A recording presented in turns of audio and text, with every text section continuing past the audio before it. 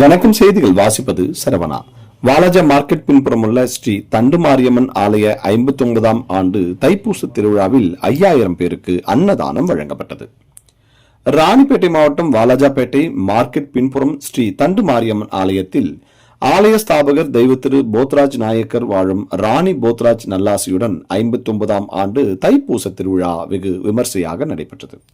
அதற்கு முன்னதாக வாலாஜா ஸ்ரீ பச்சையம்மன் ஆலயத்தில் இருந்து பூகரகம் மற்றும் 108 பால்குடம் ஊர்வலமாக கொண்டு வந்து அம்மனுக்கு அபிஷேக ஆராதனை நடைபெற்று, மேலும் மின்விளக்குகளால் அலங்கரிக்கப்பட்ட சூரிய பிரபைகளில் பார்வையிடும் கரகாட்டம், வானவேடிக்கையுடன் மற்றும் பேண்ட் வாத்தியங்கள் முழங்க முக்கிய வீதிகளில் ஸ்ரீ தண்டுமாரியம்மன் திருவீதி உலா நடைபெற்றது.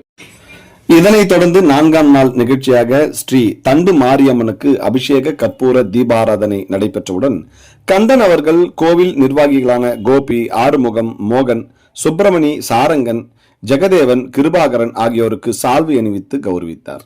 இதனைத் தொடர்ந்து கோவில் நிர்வாகிகளான அனைவரும் கந்தன், எழிலரசி கந்தன் ஆகியோருக்கு மாலை மற்றும் பண மாலை அணிவித்து கௌரவித்தனர்.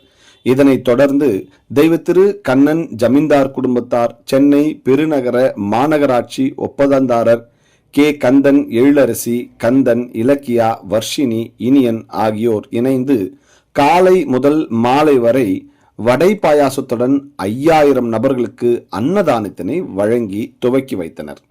மேலும் கந்தன் பில்டர்ஸ் உரிமையாளரான கே கந்தன் குடும்பத்தினர் தொடர்ந்து 5 ஆண்டுகளாக 5000 நபர்களுக்கு அன்னதானம் வழங்கி வருகிறார் என்பது குறிப்பிடத்தக்கது. செய்திகளுக்காக டான் மேத்.